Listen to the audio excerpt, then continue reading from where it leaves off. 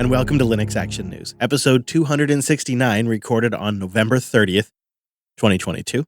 I'm Chris. And I'm Wes. Hello, Wes. Let's do the news. It's been a good week for old school Ubuntu fans. New versions of Ubuntu Touch, Mir, and Unity are arriving. Yeah, it seems like there was some solid updates in, I guess, what you might call the classic Ubuntu ecosystem. Ubuntu Touch OTA 24 has been announced with new improved features throughout, but also quite notable groundwork for rebasing on 2004, which is happening soon, which also means that this is going to be the last OTA update for the 1604 base with any significant new features. The next OTA 25 release is going to mainly be, well, you guessed it, security fixes. The Ubuntu community favorite Mir also continues. Of course, now it's refocused as a Wayland compositor position for IoT devices. But its recent 2.10 release fixes many, quote, paper-cut gaps in functionality and bugs. But I know more exciting for you, Chris, is the work that the classic Unity 7 desktop is getting. It is pretty great to see. I can't help but just have that nostalgia bone get touched when I see screenshots. I loved the Unity desktop. I used it as my main workstation for like my work computers, so I bonded. And we talked about this when the 2210 release came out, but kind of recently, if you don't recall, the Unity Remix is now an official flavor, which is great to see. And just a few days ago as we record, Unity 7.6 was packaged up and released for Arch users. I think there's just something really great happening here. You have these software projects like Unity, okay, maybe not Mir, maybe a little bit of Mir, but, you know, Unity is a great example. These other projects like Ubuntu Touch, which just require so much work and so much dedication by the community, so much passion goes into these, and they just continue on and they stay alive. And the art that went into them stays alive. And it feels like this is a unique feature of the free desktop system, if you will. And it's just something that the closed source desktops and the closed source software shops, it's just something they can't offer to end users. I think there's something to that classic ecosystem comment of yours. It's probably a good idea to have a term that describes and captures the momentum we've seen building around this software that's still used and loved today. Of course, we'll have links to the specific project updates if you're curious, as well as a link to the excellent summary written by Liam over at the Register, if you'd like to know more. Here's some quick IoT news you should probably be aware of. First up, just kind of like unexpectedly out of nowhere, Google has updated the very popular old original Chromecast for the first time in 3 years. Before you get your expectations too high up there, judging from the minimal change to the version number, it's likely that very little will be different for those still holding on to that dongle. Speculation at this point is it's pretty much just security updates. But that does raise the question, why now? And why so long between updates? Yeah, you almost wonder if we're going to find out, but they wanted to get everything patched first. But then I want to know, could there be some cool exploit I could use to like sideload apps on there? Like maybe I don't want to update. I want the details. But there is a story that's probably more pressing we should talk about. Anker's Eufy camera brand, which is kind of known for giving you an option to just store all your stuff locally, obviously a big perk. Well, that seems to have been called into serious question this week when a security researcher posted on Twitter with claims that even when you had the camera in local-only storage mode, it was still uploading footage to the cloud, and that footage was being retained by the cloud storage even after you told it to be deleted. His name is Paul Moore, and he was posting an ongoing thread about this kind of stuff, and he has video that kind of proves all of this, and that the stored locally setting just seems to be doing nothing. Perhaps even more concerning than just being stored in the cloud, another Twitter user discovered that those Eufy footage streams, they're accessible unencrypted. Using something just like VLC, the user could access a camera's feed, and Paul Moore confirmed, though without showing exactly how it works, that the streams can be accessed with no encryption or authentication at all. I mean, in the right context, in the right scenario, great. But if that's not what you're expecting as an end user, that's awful. And Moore has offered an update on the situation yesterday as we record, saying that Eufy's removed that background upload function that stored the images, but not the underlying footage. So you can't see it now, but he thinks it's still there. This is an odd story. So 9 to 5 Google is following this closely. They have the latest developments, and we will link to them in the show notes.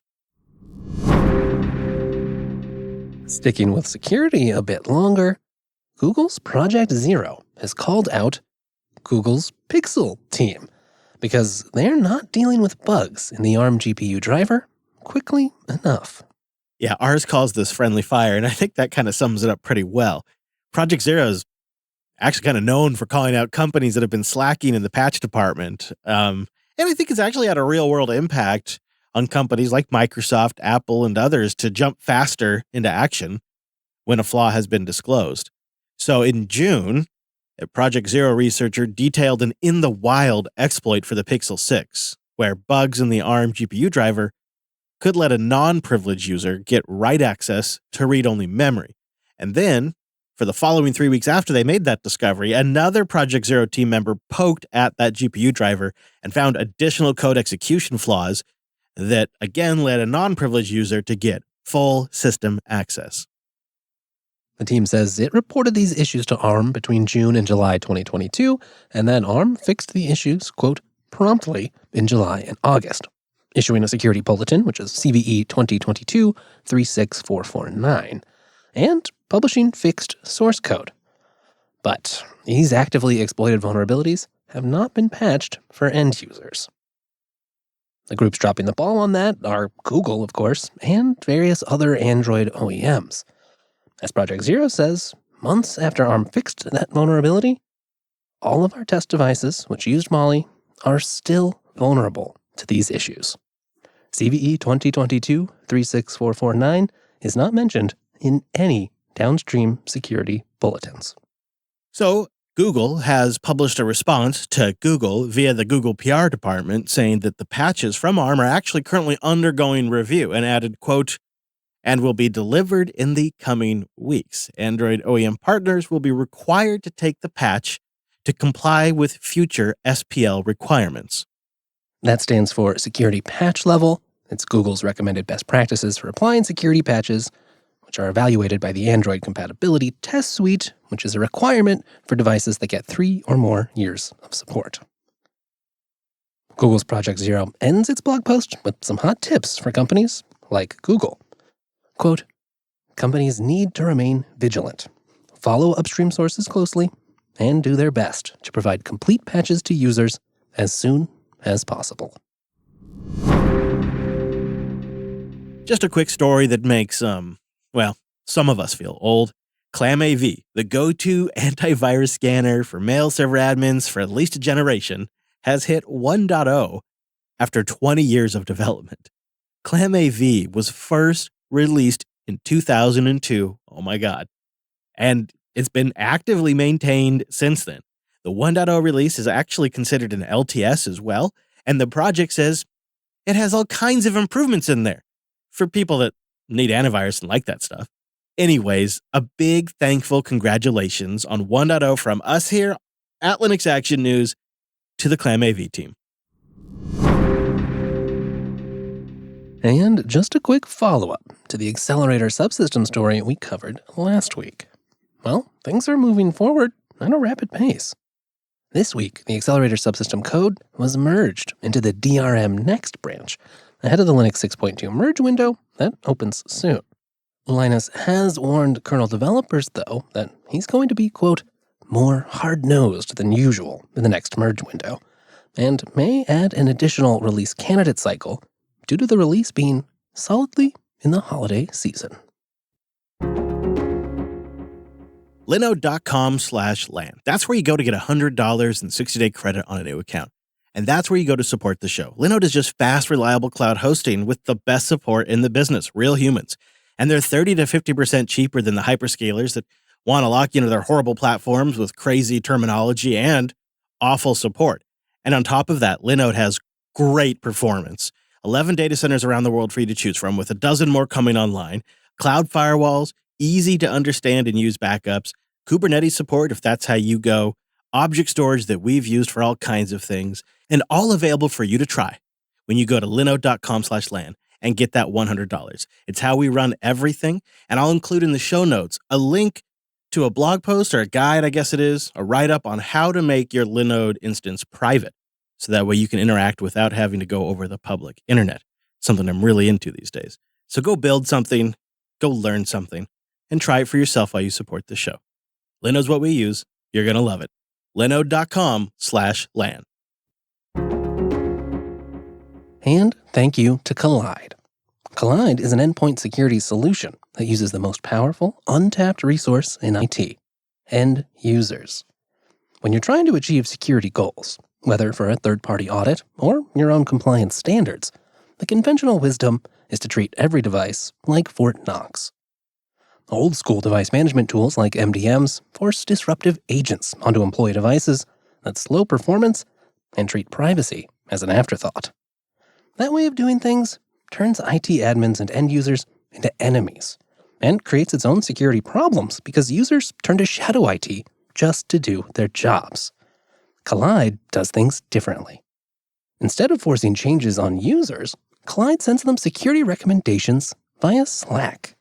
Collide will automatically notify your team when their devices are insecure and give them step-by-step instructions on how to solve the problem. By reaching out to employees via a friendly Slack DM and educating them about company policies, Collide can help you build a culture in which everyone contributes to security because everyone understands how and why to do it. For IT admins, Collide provides a single dashboard that lets you monitor the security of your entire fleet, whether they're running on Mac, Windows, or Linux. You can see at a glance which employees have their disks encrypted, OS up to date, and password manager installed, making it easy to prove compliance to your auditors, customers, and leadership. So that's Collide, user-centered, cross-platform endpoint security for teams that slack. You can meet your compliance goals by putting users first. Visit collide.com/LAN to find out how. If you follow that link, they'll hook you up with a goodie bag, including a t-shirt, just for activating a free trial. That's KOLIDE.com/LAN. Red Hat staffers publicly announced Composefs this week, a new opportunistically sharing and verified image file system.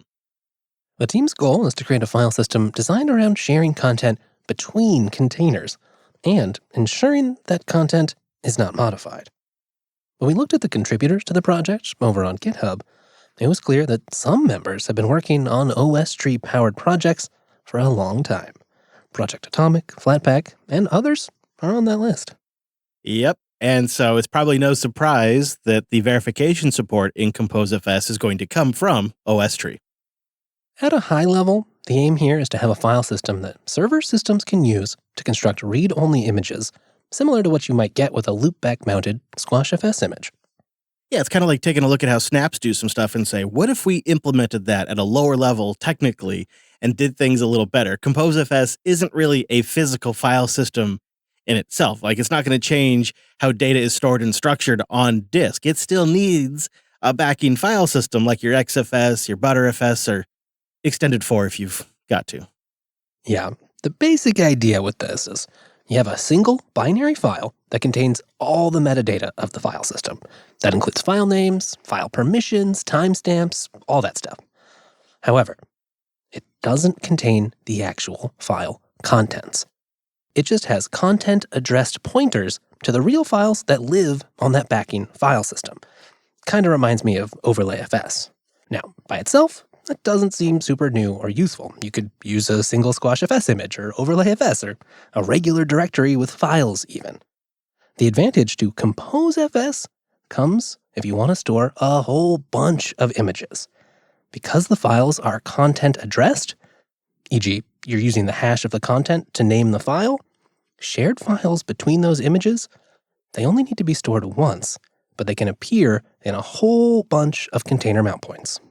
That's obviously going to save disk, it's going to save bandwidth, because it means you can share these files between the images, even if they don't agree on some of the metadata information, like the timestamps or file ownership. That can vary between images and everything still works.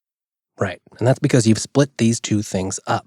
All the metadata That's in Composefs, but the actual content, still on your file system. On the OS tree side of things, well, OS tree already supports enabling fsvarity on the files that it's got in its store, but nothing can actually protect against changes once you've checked those files out. A malicious user could add, remove, or even replace files. And Red Hat wants to use Composefs to avoid those kinds of attacks. That's pretty clever. I think another thing that I found sort of tangentially noteworthy about this story is that it came out of Red Hat. Like the patches, the email addresses are Red Hat staffers and not IBM. And the reason why I bring that up is because our listeners might recall that we recently had a story that IBM was sort of slicing up Red Hat storage teams and making them official IBM members. They're moving them to the IBM side of the fence. And maybe that transition's in progress, or maybe it wasn't all the storage team, like some press reports led us to believe.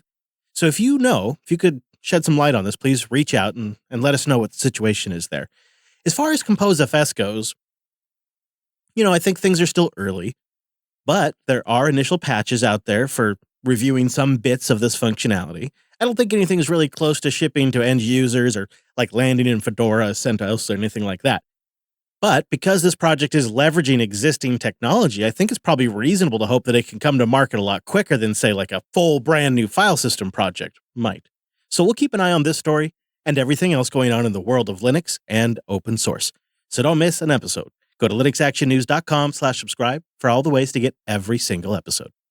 And linuxactionnews.com/contact for ways to keep in touch. And we're putting Graphene OS, the private Android alternative to the daily driver test. Details are in Linux Unplugged 486. As for this show, well, don't worry. We'll be back next week with our take on the latest Linux and open source news. Thanks for joining us. And that's all the news for this week.